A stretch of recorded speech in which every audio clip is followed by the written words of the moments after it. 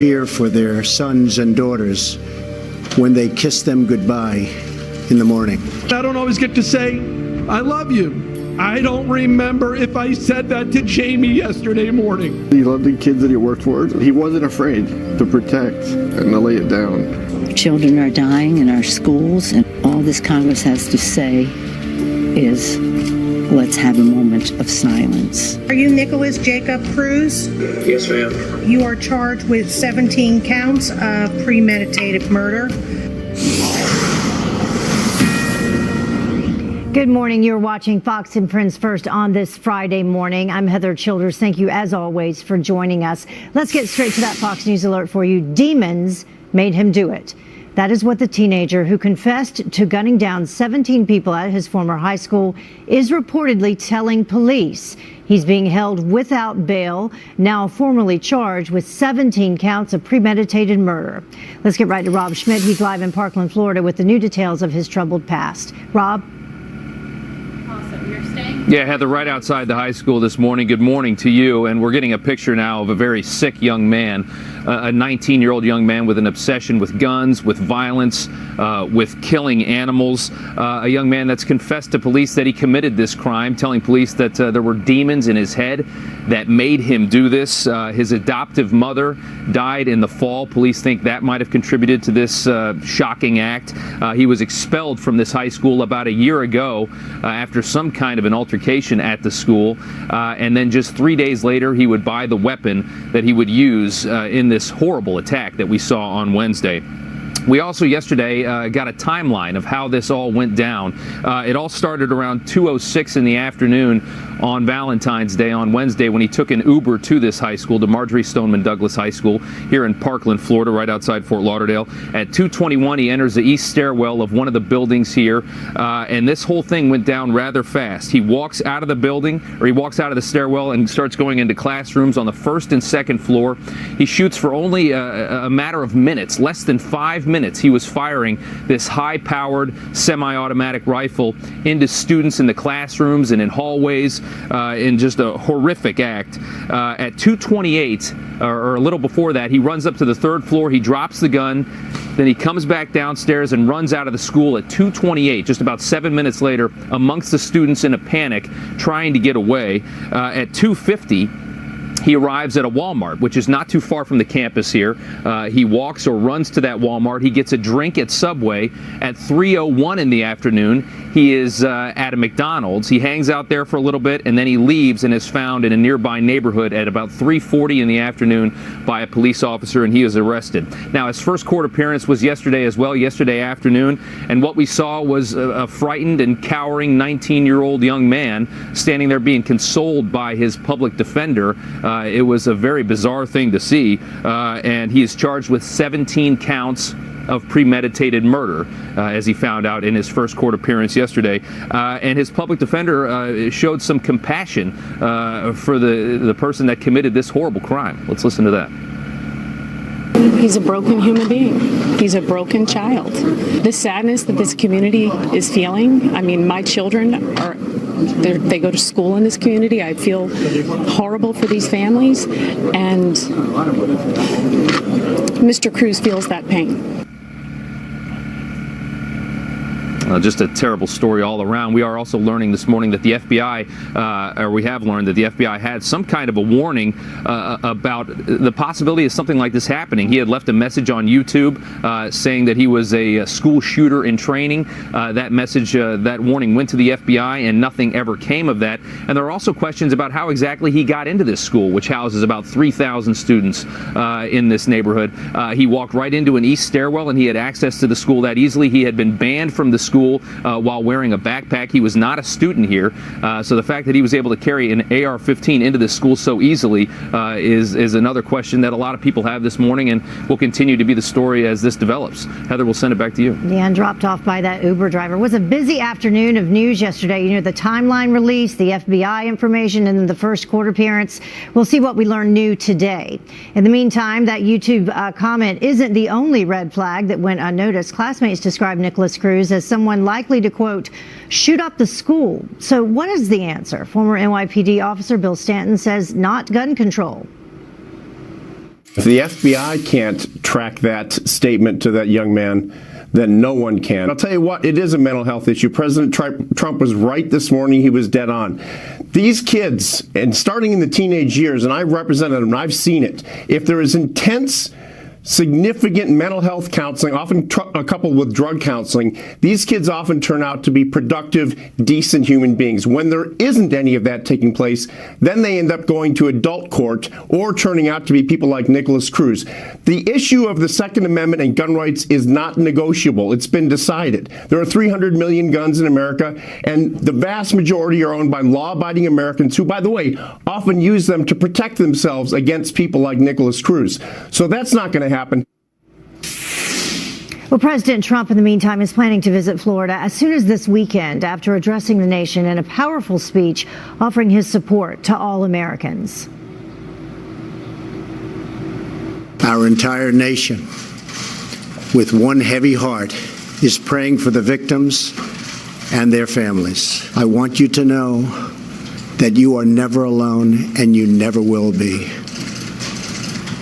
You have people who care about you, who love you, and who will do anything at all to protect you. Well, the president also saying that he is committed to helping secure our schools and tackle the difficult issue of mental health. In the meantime, a football coach, a janitor, a freshman soccer player, and 14 others we are now getting our first look at the faces of the victims of that horrific shooting. Marianne Rafferty joins us now live from Los Angeles with some of the heartbreaking reaction and the stories of heroism. Good morning, Marianne. Good morning, Heather. In a painful remembrance, family, friends, and survivors gathering last night for an emotional vigil honoring the young lives lost. All 17 victims have now been identified, many of them in their early teens. They were athletes, dancers, members of the marching band, and volunteers. One teacher, the school's athletic director, and a football coach, all killed and being hailed as heroes, protecting their students as so many other teachers reportedly did. All of a sudden you hear ba ba ba ba in the stairwell, and then my teacher right away, she goes like this. She opens her classroom right away and she's like, everyone get in. If it wasn't for that, I think we could have all been dead. The Parkland community coming together at last night's vigil, attempting to shine light during these darkest of days. One of the victims' dads finding the strength to address the crowd. She runs out behind and she's like, I got to go, Dad, bye. And I don't always get to say, I love you. I don't remember if I said that to Jamie yesterday. What is unfathomable is Jamie took a bullet and is dead. I don't know what I do next. My wife is home. We are broken. An unimaginable scenario for any parent, that tragic reality now facing 17 families. Meanwhile, a GoFundMe page has been set up to help those families. More than $630,000 has already been raised. Heather? Yeah, hopefully we will continue to focus on these families and the lives that were lost and all those kids that have to, at some point, go back to school. That does definitely need to remain the focus. So thank you so much. Appreciate it, Marianne. But in the meantime, we do have House Minority Leader Nancy Pelosi saying that Congress is complicit for the nation's gun violence. The California Congresswoman accusing Republicans of refusing to pass tougher gun laws a day after the Florida shooting. It's an assault on our whole country, and they are paying the price for our inaction. Whose political survival in this body is more important than the survival of our children? Who of us in here is more important? Whose political survival is more important than that? Nobody's. Well, Pelosi now calling on House Speaker Paul Ryan to consider legislation that would expand background checks and create a special committee to address gun violence. Well, the State Department, in some other news, will be closing more than 20 refugee resettlement offices across the U.S. That's according to Reuters. And they'll also be reducing operations at 40 others following President Trump's decision to downsize the program. Our commander-in-chief allowing up to 45,000 refugees into the U.S., drastically cutting it from the 110,000 set by the Obama administration. The State Department reviewing the closures before final approval, saying that the offices are no longer needed due to the drop. And Steve Bannon interrogated for 20 hours this week by Robert Mueller's special counsel. The combative former White House chief strategist reportedly answering all their questions with no topic off limits. This is in sharp contrast to his appearance in front of the House Intelligence Committee, refusing to answer lawmakers' questions. Mueller is currently investigating possible collusion between the Trump campaign and Russia, but so far nothing's been found. And an Austrian snowboarder's Olympic dreams coming to an end after breaking his neck during the cross quarterfinals. This was horrifying. Marcus Scherer losing control on the final jump, landing in the snow on his back. Yeah, his goggles flying. Doctors say that he didn't show any signs of brain damage, though. That's good. He will return to Austria for further treatment. The United States dropping to the 5th in the medal count with 5 golds. Norway leading with 6 gold medals. And the time now is about 11 minutes after the top of the hour. The FBI may have had an opportunity to find the suspect months before the Florida shooting. In 2017, the FBI received information about a comment made on a YouTube channel. The comment simply said, "I'm going to be a professional school shooter." So how did they miss it? A security analyst is up next to explain how the trail went cold. And applause for a cold-blooded killer, the disgusting video showing inmates cheering on the man suspected of murdering a police officer. And the immigration debate hits a wall in the Senate. What the president has to say about where we go from here. We're live in Washington.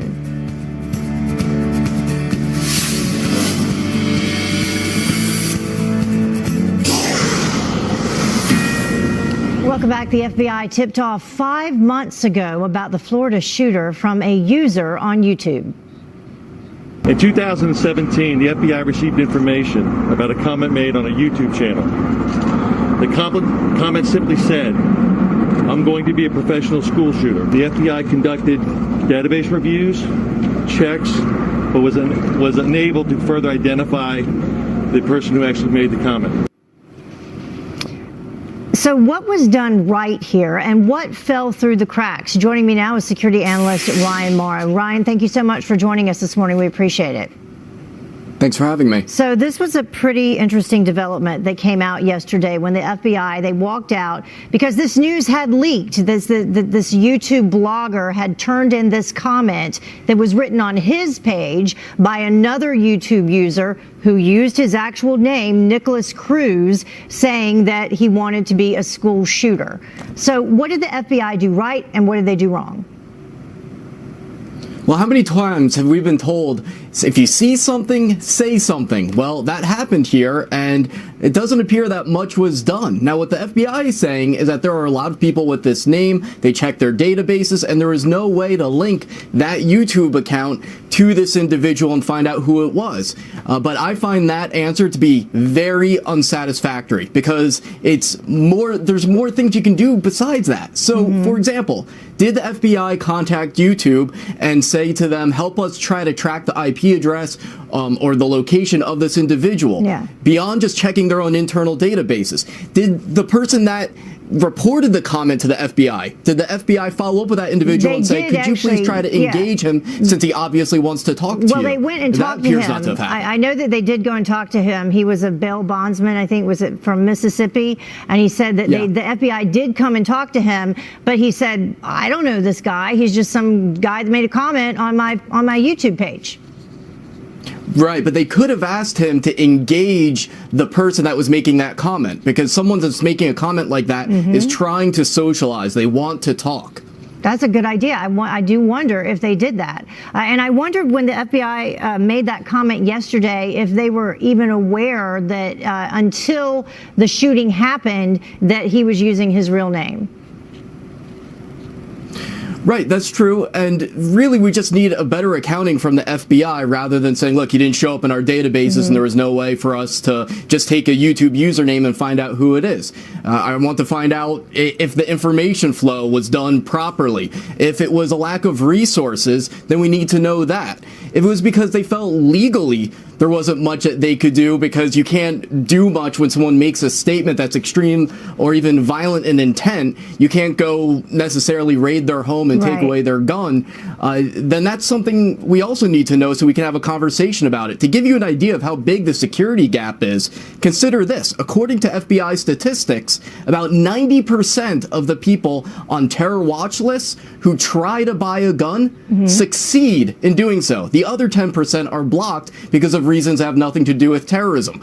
So if even suspected terrorists are able to buy guns, then people with violent intentions on social media also can do so. Going back to the FBI needing more resources, because I was thinking about this yesterday when we heard about this Nicholas Cruz YouTube incident falling through the cracks. This isn't the first time that we've heard about someone being on the radar of the FBI. You know, the Boston bombers, they were on the radar of the FBI. I think that you and I actually talked about that. This has happened multiple times. San Bernardino, it happened as well. So does the FBI just need some more resources? Is that what's happening here?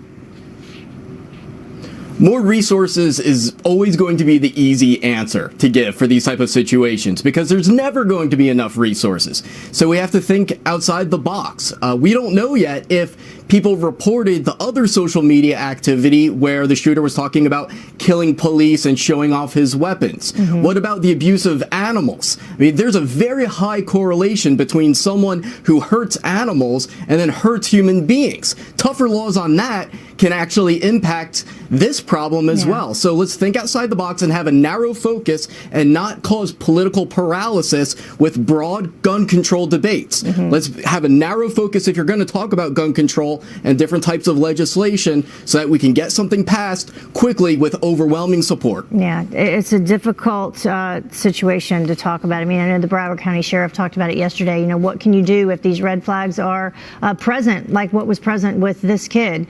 What can you do? So, all right, thank you so much for joining us, Ryan. Appreciate it. Thank you. Well, the Senate is still deadlocked on DACA as the White House issues a blistering threat to veto the bipartisan plan. A live report from Washington, D.C., where lawmakers are now heading back to the drawing board. Griff Jenkins here with that up next.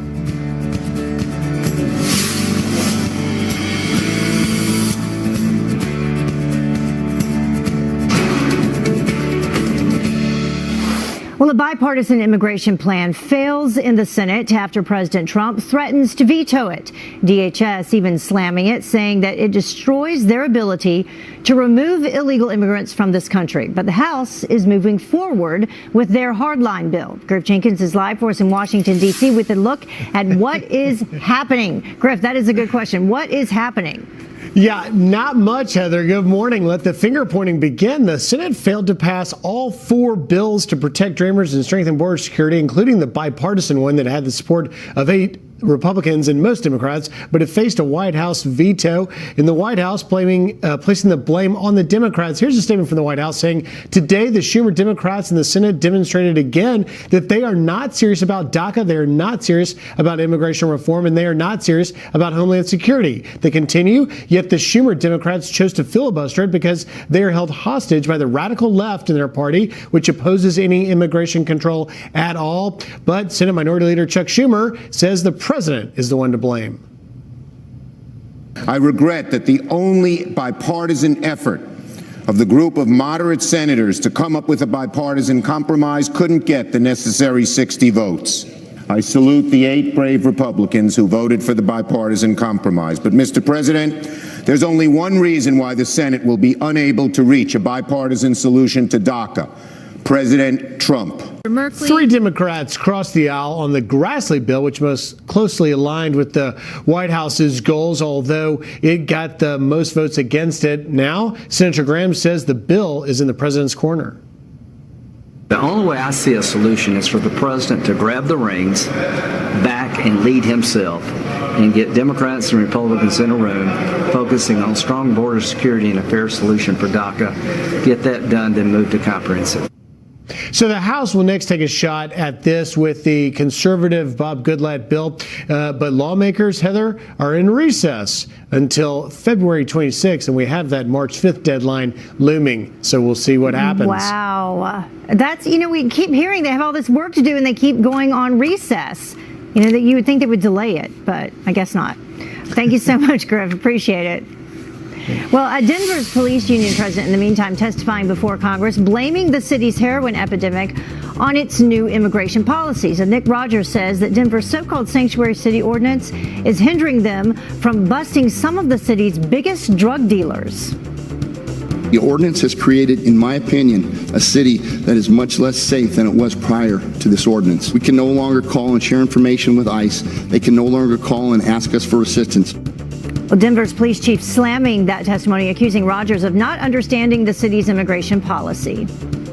Well, despite the left's claims that ICE agents are rounding up innocent illegal immigrants, nearly 90% of those arrested last year had criminal records or pending charges. Now, the new numbers from Pew Research showing a stark difference between the Trump and the Obama administrations. In 2009, immigrants without past convictions accounted for 61% of those arrested by ICE. Only 11% had clean records in President Trump's first year. Well, the time now is about 27 minutes after the top of the hour, and just hours after a teenager opened fire, killing 17 people in a Florida high school. The conversation very quickly shifted to gun control. But as a consequence of our inaction, we are responsible. There will be a moment of silence, then the Congress of the United States will do absolutely nothing. But are tighter gun laws the answer, or does the problem run much deeper? We debate up next. And applause for a cold-blooded killer, the disgusting video showing inmates cheering on the man suspected of murdering a police officer.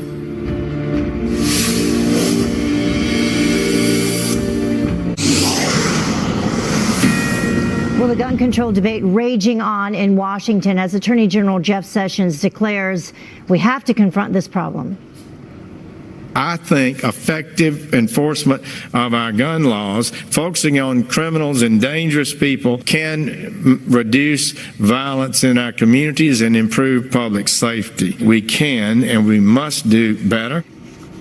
We can and we must, but are gun laws, more gun laws, the only answer? Here to debate, GOP strategist and contributor for The Hill and Washington Examiner Jen Kearns and liberal political commentator Wendy Osefo. Thank you both for joining us this morning. We really appreciate it.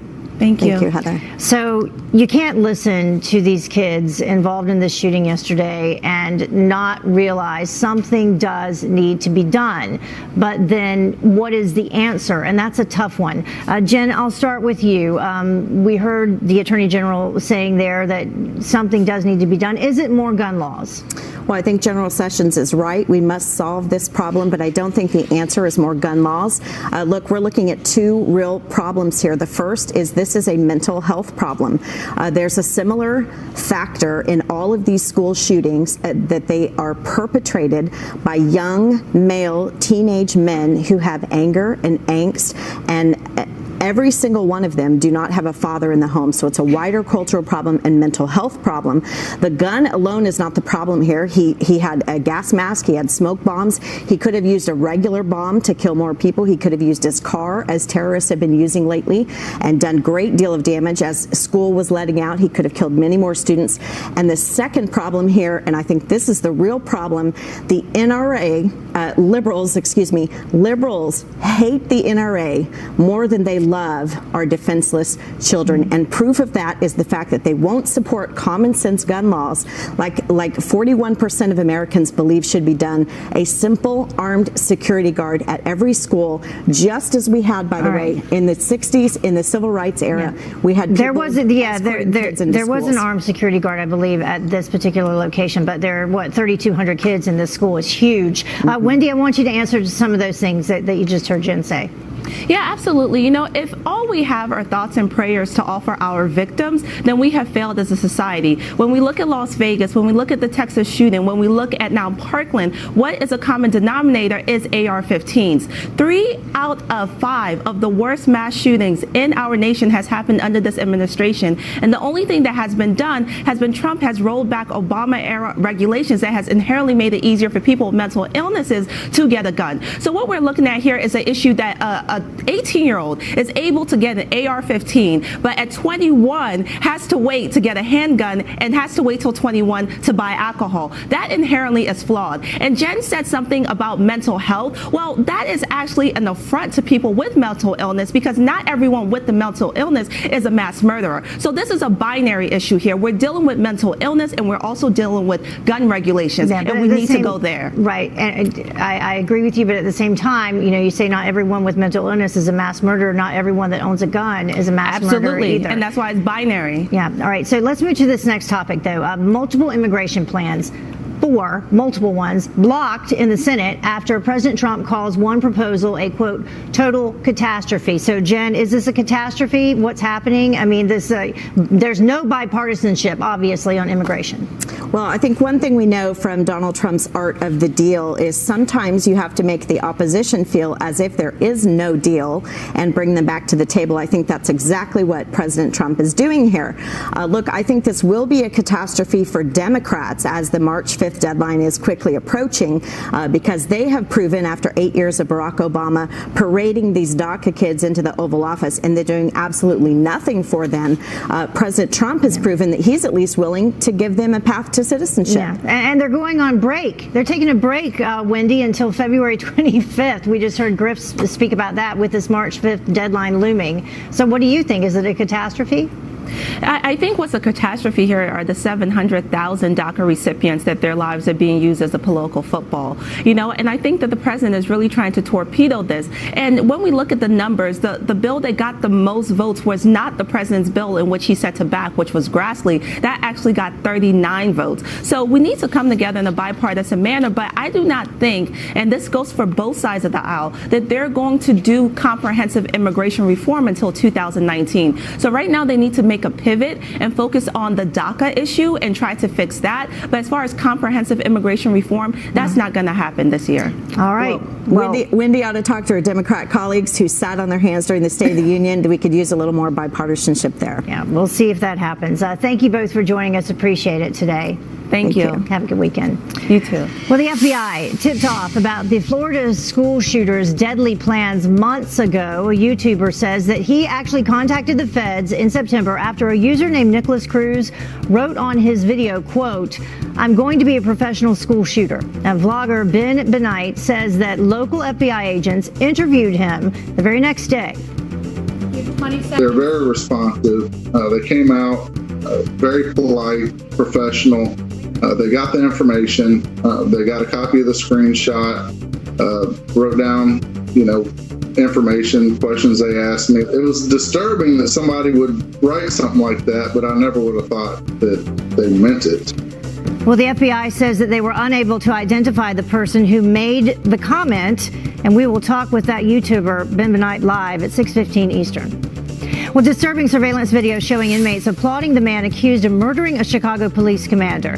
You can see them behind bars as officers walk this suspect, Shamari Leggett, the convicted felon charged with first-degree murder, denied bail in court. He's accused of gunning down Commander Paul Bauer while running from the officers. And Bauer, a 31-year-old veteran or 31-year veteran of the force, leaves behind a wife and a daughter. The inmates who clapped will likely face some consequences. And the FISA court now responding to requests from Republican leaders for information on the surveillance of a Trump campaign advisor, Judge Rosemary Collyer, who presides over the National Security Court, telling the House Intelligence Committee that their requests are the first of their kind. And the court now figuring out how to approach it. A memo by GOP staff on the committee made public earlier this month accused DOJ and FBI officials of using information in an unverified dossier to secure a FISA warrant. And the time now is about 20 minutes until the top of the hour. The Florida shooter bragged about his love for violence, leaving behind a disturbing digital footprint. Kurt, the cyber guy, is here with what to watch for online. And saved with seconds to spare, how the shooter gave one student a warning just seconds before opening fire. Police now turning their attention to the shooter's social media pages. His shocking Instagram post detailing a twisted obsession for guns, violence, and hurting animals. We've already began to dissect his websites and the things that social media that he was on, and some of the things that have come to mind are very, very disturbing.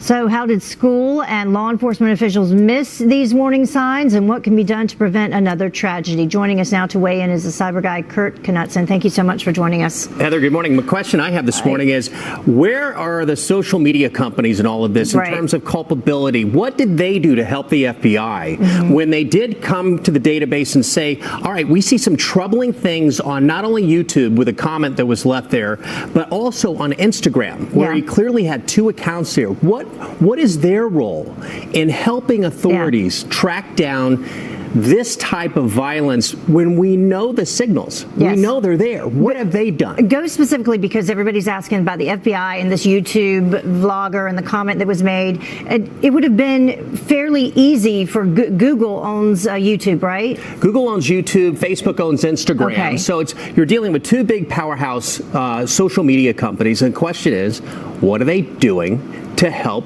us in this country prevent this in the future? And what do they do in this recent case that is so tragic that they could have done? Because there is technology that can spot and tell the tone and tenor of violent language online. And Facebook says they do that. Clearly they do not, because they did not shut down this suspect's Facebook and Instagram pages until after this incident happened. Aside from a warrant from the FBI, they're not going to hand over any proactive information to law enforcement, and that is tragic in and of itself right there. So what can you do get right to some now of these tips before we rattle the cages over with social media? And I do want to wake up that call this morning. What can we do right now? And I would say this is the moment across this country to pick up the phone and become aware of faster and easier ways to report trouble that you see in social media. So what do you do to do that? You call your school right now that your kids are at, and you say, what is your plan? What are you planning to do here? And then you find out that they may have already an address that you text to or email to or a specific phone number. You need to get really tight on that. Find out that emergency plan that the school has, and then create an entry in your own smartphone that gets you right to that contact the second you have something like this happen. Timing is everything on the response of a school shooting like this.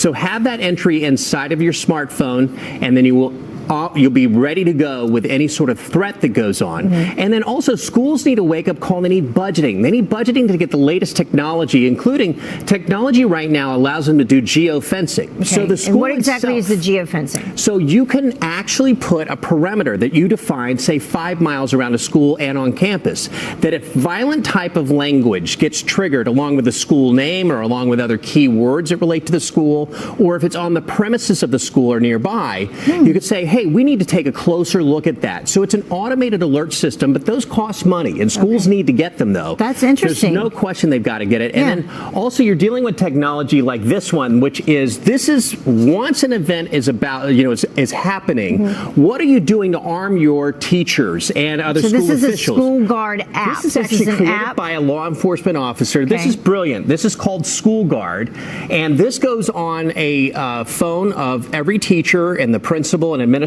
of the school. The second they hit this panic button, it does 4 things.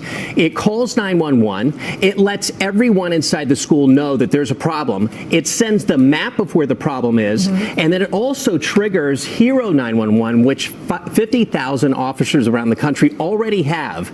And police officers that are nearby immediately get that same information so that they can respond within seconds, not minutes. So it tells you the location of the problem as well? Tells you where the panic button was pressed. Because I'm wondering if that would have assisted in this particular incident, because, all these kids, they ran out of their classrooms, some of them many into the line of fire. However, before the running even started, the second the first teacher were to press that button. And they would have known it is stay in your class. So what we know now is in Broward County that there are 100 to 200 officers that have this on their phone. The second that was pressed, it would alert them right then. They would have been able to respond right then.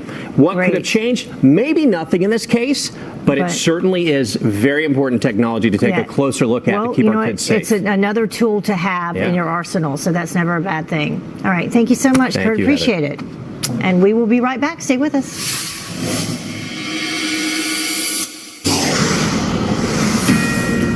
Well, we're learning some brand new details about the shooter in Florida. Nicholas Cruz, he made some shocking Instagram posts. He was kicked out of school and he was also pegged as a loner. Honestly, a lot of people were saying that it was going to be him, stuff like that. We threw a lot of kids threw jokes around like that, saying that he was going to be the one to screw up the school. But it turns out, everyone predicted it. That's crazy. So what happened here, and why do kids kill? Specifically, this one. Dr. Dominic Sportelli is a board-certified psychiatrist, and he joins me now live. Thank you so much for joining us. I mean, lots of questions today as more information came out about this Nicholas Cruz yesterday. Yeah, we have to look at situations like this. I like to use the analogy, the perfect storm. There are so many variables that make us who we are as people, so many things that contribute to our personality. We have to look at big picture. We have to look at totality. If you look at the way the FBI sort of analyzes or profiles mass shooters, they look at various things, 4 things basically. Number one, they look at the person's individual personality. How does he cope with things? How does he deal with frustration? What does he get angry about, right? The second thing they look at is family. Let's look at his family. Right. How was he raised? What was his family life like? And we know a couple things there. We know that, he was obviously an angry kid. He had already been kicked out of school. He was going to this alternative school. We know that he had threatened students, which is part of the reason that he was kicked out. We know that he was adopted by 2 older parents, and then his adopted mom just died, a month ago? A month ago, he lost his mother. He was moving in with a new environment. He was out of school, making a transition from school to sort of, out in the real world, right? Which is also a difficult time for kids. But the other thing they look at is school dynamic. What was he like when he was in school? How did he associate with his peers? Was he a loner? Was he involved in sports, things like that? And then you have to look at the social aspect. What was he like in the community? Did he belong to any groups, any clubs? Was he isolated? Those are the 4 things that the FBI looks at when they're looking at profiling these individuals. And we see a lot of these red flags just about throughout all of those 4 domains with him. Yeah, other kids that have been interviewed, they said they described him specifically as a loner, as strange. They felt uncomfortable. They were scared to be around him. All of those things were attributed to him. Yeah, here's an important point, too, is a lot of people will call these mass shooters loners when it's the important thing to understand is they don't want to be loners, right? They're loners because they can't fit in. They have a very difficult time blending in with peers and peer groups and adults. It's very difficult for them. Which is why they may tend towards social media, which is a whole nother issue. And then there were a lot of red flags with Nicholas Cruz's social media as well. Things that he posted on Instagram, these violent tendencies, gun pictures, pictures of harming animals. Yep, harming animals is a big thing because what you're seeing with harming animals is you're seeing a lack of empathy. If someone can hurt a defenseless animal, they have no feeling, they have no remorse, they have no guilt. Also, they're manifesting anger to actually injure something and somehow maybe develop some joy in that, in harming things. There's something called, in